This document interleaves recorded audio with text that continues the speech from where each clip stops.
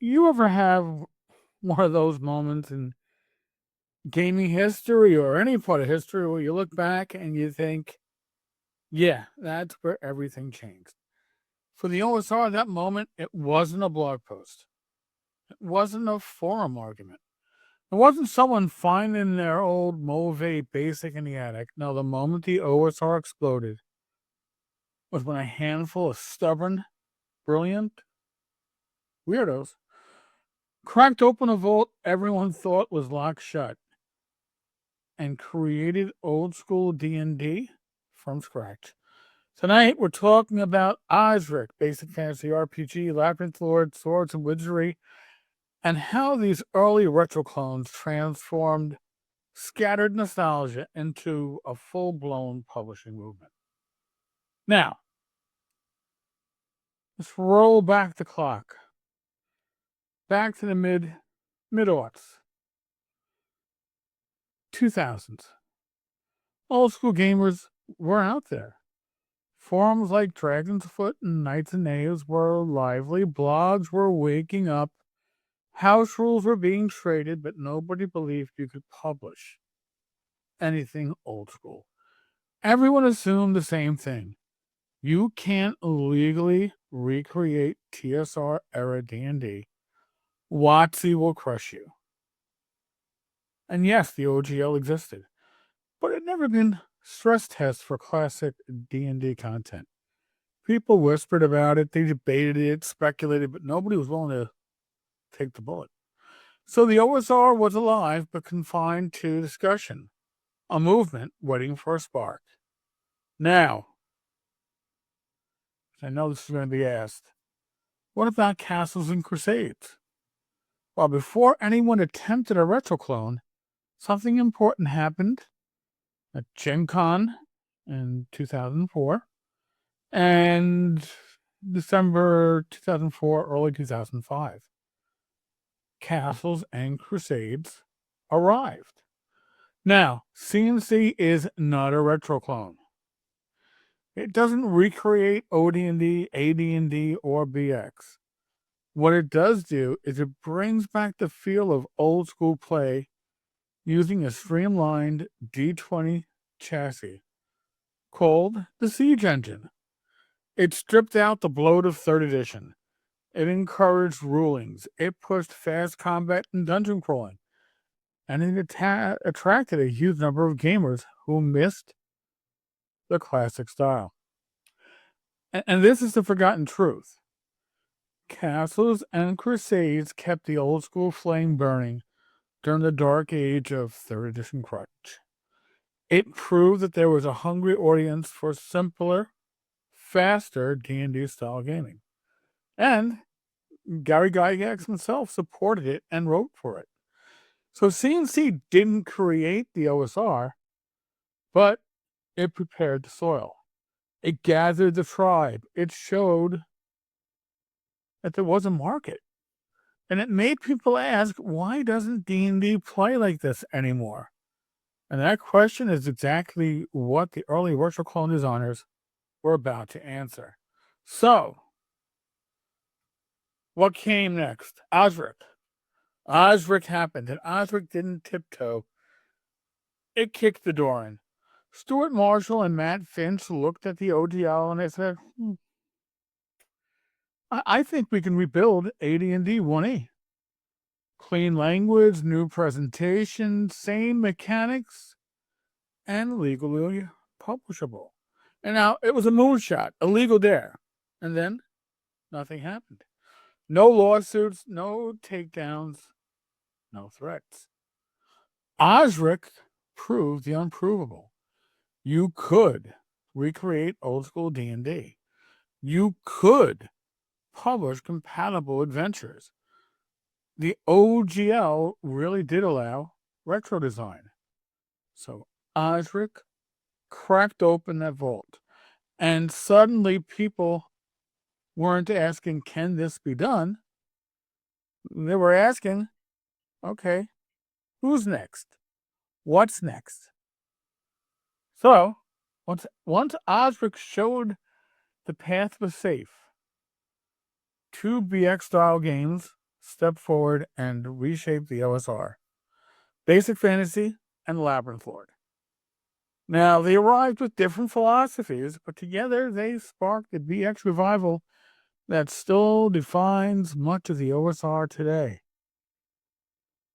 So, what are we looking at? Basic Fantasy RPG, the community engine. Chris Gotterman's Basic Fantasy RPG was one of the very first retroclones to gain major traction. And it hit the hobby in a way no one saw coming. Ascending AC, years before it became standard. Clean, modernized, modular rules. 100% free in PDF, low-cost print. By the way, folks, everything I mentioned in this video, show notes, pinned comment, I'll include links. Open development with massive community contributions. Basic Fantasy RPG, it democratized the OSR. No cost barrier, no gatekeeping, no exclusivity. You wanted into the OSR around 2007? You downloaded Basic Fantasy RPG and you were playing that night. It was the OSR's open door policy.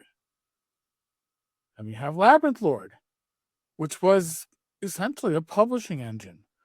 Running in parallel, Dan Proctor's Labyrinth Lord delivered a faithful, polished BX recreation. Classic structure, classic stat blocks, classic feel, clean layout, rock-solid organization. This was BX as coming into the modern age. Labyrinth Lord became the go-to chassis for publishers of mega dungeons, zines, modules, campaign settings, BX variant rule sets. If you wanted to publish BX content, Labyrinth Lord made it possible. Now, why do these two matter? Well, Basic Fantasy RPG grew the community. No cost entry. Labyrinth Lord grew the industry around it. Together, they transformed the OSR from a nostalgia circle into a creative powerhouse. But we're not done. Swords and Wizardry. Swords and Wizardry, Matt Finch's elegant reinvention of 1974 OD&D. And it streamlined everything. It gave you one saving throw. Gave you minimalistic classes, clear, open-ended procedures, and a philosophy of rulings over rules baked in. If OSRIC revived OD&D structure, and Basic Fantasy RPG and Labyrinth Lord revived BX's clarity, Swords and Wizardry revived the primordial wilderness of early D&D. So, with OSRIC, Basic Fantasy RPG, Labyrinth Lord, Swords and Wizardry, the OSR suddenly had 3 editions reborn, 3 audiences served, 3 design branches blooming simultaneously. This was no longer a simple curiosity.